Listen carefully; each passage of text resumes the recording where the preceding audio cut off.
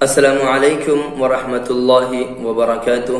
ہمارے YouTube channel ابو حمزہ Qasmi official پر آپ تمام سامعین کا خیر مقدم ہے۔ آج کی اس ویڈیو میں جس موضوع پر ہم بات کریں گے وہ بڑا ہی قابل غور ہے، وہ یہ ہے کہ آج ہمارے بچے مساجد اور مکاتب سے دور کیوں؟ اس کی تین وجہ ہیں۔ ایک تو گھر کے اندر دینی ماحول نہ ملنا، دوسرے مسجد کے نمازی حضرات کا بچوں کے ساتھ سخت رویہ، تیسرے مسجد کے امام جو مکتب میں پڑھاتے ہیں یا مکتب کے قاری صاحب کا بچوں کے ساتھ بیجا سلوک۔ نمبر ایک، بچہ جب چھوٹا ہوتا ہے اور کچھ سمجھ بوجھ آ جاتی ہے، جب وہ اپنے گھر کے اندر والدین کو نماز پڑھتے ہوئے دیکھتا ہے تو وہ بھی وہی حرکتیں کرتا ہے، مصلی اٹھاتا ہے اور کانوں تک ہاتھ اٹھا کر کے رکوع سجدے وغیرہ وہ کرتا ہے۔ اور اگر باپ نمازی ہے اور باپ مسجد میں نماز پڑھنے کے لیے جاتا ہے تو بچہ بھی اس کے ساتھ ساتھ مسجد میں پہنچتا ہے۔ بسا اوقات اگر باپ نہ بھی ہو تو بچہ اکیلا مسجد پہنچ جاتا ہے جبکہ وہ قریب ہو۔ پھر مسجد میں آ کر کے وہ وہی حرکتیں کرتا ہے جو کہ نمازی حضرات کرتے ہیں۔ وہ وضو خانے پر آتا ہے، ٹنکی کھول کر بیٹھ جاتا ہے، ہاتھ دھلتا ہے، پاؤں دھلتا ہے اور پانی بہاتا ہے، اور اس کو یہ کرنے میں خوب مزہ آتا ہے۔ مسجد کے اندر وہ جا کے بیٹھ جاتا ہے تو کبھی اگلی صف پر، کبھی پچھلی صف پر، کبھی شرارتیں، کبھی ہنسنا اور کبھی تسبیح اٹھانا، کبھی قرآن اٹھانا، اور وہ یہ تمام کرنے کے اندر سنجیدہ ہوتا اپنے کام میں۔ یہاں تک کہ وہ ان تمام حضرات کو دیکھ کر، مسجد کے ماحول کو دیکھ کر اپنے آپ کو بڑا سمجھتا ہے کہ میں بھی یہ کر سکتا ہوں، میں بھی نماز پڑھا سکتا ہوں۔ بس اوقات بچے ممبروں پر اور مصلی کے اوپر بھی چڑھ جاتے ہیں، لیکن وہیں پر کچھ بابیں اور کچھ نمازی حضرات ایسے ہوتے ہیں جو بچوں کو دیکھ کر کے دل ملا جاتے ہیں۔ بچوں کا یہ شرارت کرنا، یہ بولنا، یہ ہنسنا، اگلی صف سے پچھلی صف پر، پچھلی سے اگلی صف پر، ادھر کونے سے دوسرے کونے پر یہ بچوں کا یہ حرکتیں کرنا وہ ان کو بالکل بھی زیبا نہیں دیتا۔ وہ یہ سمجھتے ہیں کہ اس سے ان کی نمازوں کے اندر خلل پیدا ہوتا ہے، اور یہ وہ نمازی ہوتے ہیں جو اپنے آپ کو پہلی اور دوسری صف کے پختہ نمازی سمجھتے ہیں۔ یہاں تک کہ اگر کوئی بچہ نماز کے اندر کچھ حرکت کر دے، ہنس دے، یا اپنی جگہ سے دوسری جگہ جا کر کے کھڑا ہو جائے تو یہ نمازی حضرات سلام پھیرتے ہی سب سے پہلے بچوں کو ذلیل کرنا فرض سمجھتے ہیں، ان کو سرعام ڈانٹتے ہیں، ان کو بھگاتے ہیں۔ یہاں تک کہ بعض حضرات تو کان پکڑ کر کے اٹھا کر کے سیدھا مسجد سے باہر اٹھا کر کے بھگا دیتے ہیں اور ان کو ڈانٹتے ہیں، ڈپٹتے ہیں۔ اگر کوئی بچہ قرآن اٹھا لے تو اس کے ہاتھ سے قرآن اٹھا کر کے قرآن چھین لیا جاتا ہے، کہیں پھاڑ نہ دے، تسبیح اٹھا لے تسبیح چھین لی جاتی ہے، کہیں توڑ نہ دے۔ یہ آج ہمارا بچوں کے ساتھ رویہ ہے۔ اگر کسی مسجد میں اے سی لگی ہوئی ہے تو اس کو اے سی والے کمرے سے باہر، ہال سے باہر نکال کر کے باہر گرم والے حصے میں کھڑا کر دیا جاتا ہے اور دروازہ بند کر دیا جاتا ہے۔ اور یہاں تک کہ اس کے علاوہ مسجدوں کے اندر آج کل بڑا اچھا کام ہو رہا ہے، قالینیں بچھی ہوئی ہیں، کھڑکیاں لگی ہوئی ہیں، اس میں شیشے لگے ہوئے ہیں، گیٹ لگے ہوئے ہیں، اس میں شیشے لگے ہوئے ہیں۔ تو اس وجہ سے بھی کہ بچے قالین خراب کر دیں گے، شیشے کہیں نہ توڑ دے، الماری کے اوپر کہیں خروش نہ کر دے، وغیرہ وغیرہ باتیں ہوتی ہیں، اور بچوں کے ساتھ اس قالین کو بچانے کے لیے، اس شیشے کو بچانے کے لیے وہ رویہ اختیار کرتے ہیں کہ بچے مسجد میں آنا ہی بند کر دیتے ہیں، جبکہ یہی بچے کل مستقبل کے پکے نمازی ہیں، مستقبل کے نوجوان ہیں، مستقبل کے اس مسجد کے ستون بننے والے ہیں، لیکن ہمارا رویہ ان کے ساتھ اتنا خراب اور اتنا غلط ہوتا ہے، جبکہ اللہ کے نبی صلی اللہ علیہ وسلم کے زمانے میں بچے بچے ہی ہوتے تھے اور وہ شرارتیں کرتے تھے، لیکن کبھی بھی اللہ کے نبی صلی اللہ علیہ وسلم کے بارے میں روایتوں کے اندر کہیں یہ بات نہیں ملتی کہ اللہ کے نبی نے بچوں کو ڈانٹ کر کے بھگایا، بلکہ ایسا ہوتا تھا کہ آپ نماز پڑھا رہے ہیں تو آپ کے نواسے آپ کے اوپر آ کے بیٹھ جاتے تھے. اس کے علاوہ اور بھی بچے مسجد کے اندر آتے تھے تو وہ کوئی کسی کے اوپر چڑھ کے بیٹھ جایا کرتا تھا. یہ حدیث بھی ہے کہ ایک مرتبہ اللہ کے نبی صلی اللہ علیہ وسلم نماز پڑھا رہے تھے تو آپ کے اوپر ایک بچہ جا کر کے سجدے کی حالت میں بیٹھ گیا.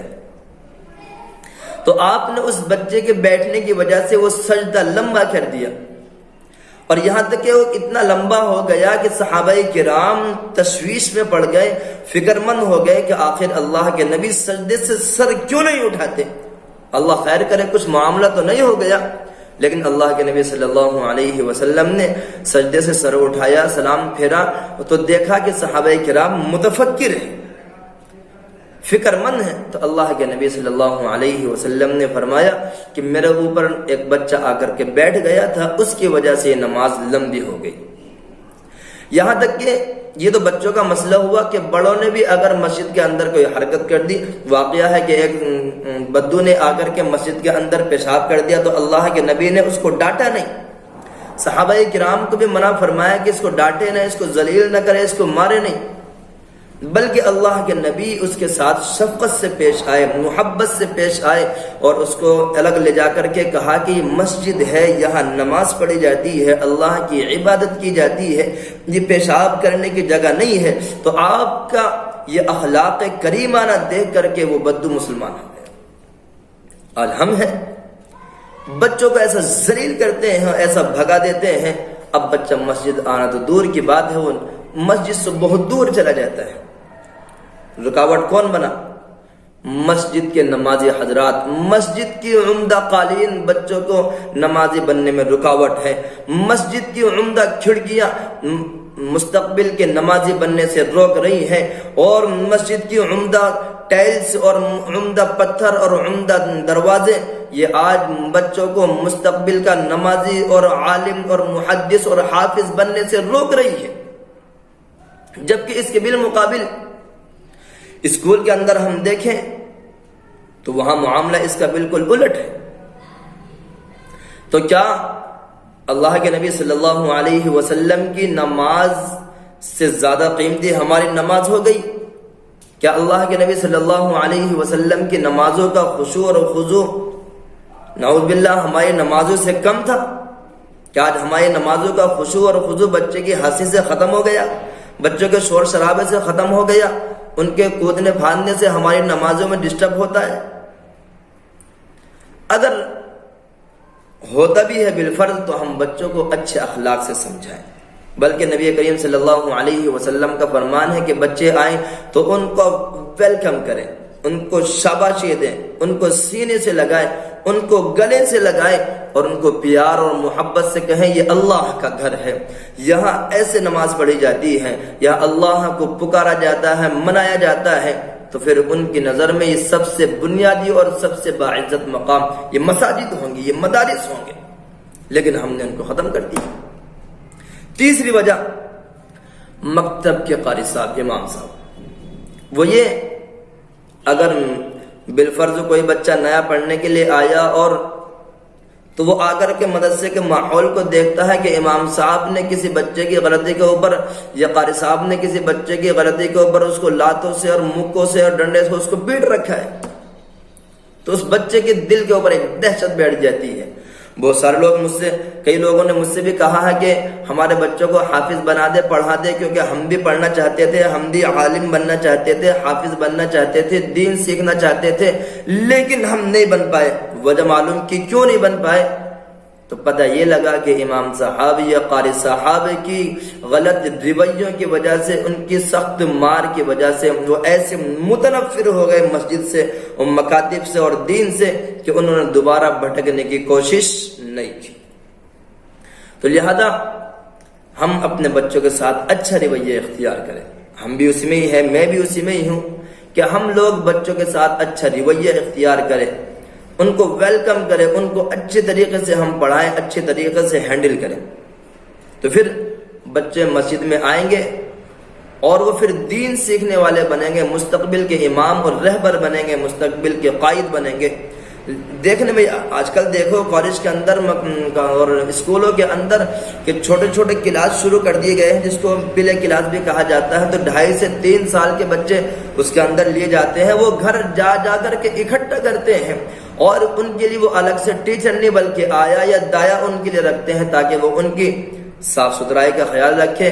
یہاں تک کہ اسکولوں کے اندر پیمپرس کا بھی انتظام کیا جاتا ہے کہ بچے پوٹی وغیرہ کر لیں تو وہ مخمل خراب نہ ہو، فرش خراب نہ ہو، سیٹ خراب نہ ہو، پیمپرس ان کو پہنائے جاتے ہیں۔ تو کیا یہ تمام انتظامات ہمارے یہاں کیے جاتے ہیں؟ اگر مسجد والے ایک خادم اس نیت سے رکھ لیں کہ بچے آئیں گے ان کو ہینڈل کرنے کے لیے، ان کو سمجھانے کے لیے، ان کی صفائی، ان کی ہوئی حرکت کو صفائی ستھرائی کرنے کے لیے اگر رکھ لے تو کیا حرج کی بات ہے؟ ہمارا مستقبل تابناک ہوگا، مستقبل بنے گا، مستقبل سنورے گا۔ لیکن نہیں، مسجدوں کے اوپر پیسہ خرچ ہوتا ہے جس کی وجہ سے مسجدوں کے اندر بچوں کی خراب کرنے کی وجہ سے بچوں کو دور رکھا جاتا ہے۔ تو خدا را اپنے اخلاق درست کیجیے گا، اپنے رویے نرم کیجیے گا بچوں کے تئیں، ان کے ساتھ شفقت سے پیش آئیے گا تو یہ بچے ہمارے لیے کل ہمارا مستقبل بنیں گے، دین اسلام کے داعی اور شیدائی بنیں گے۔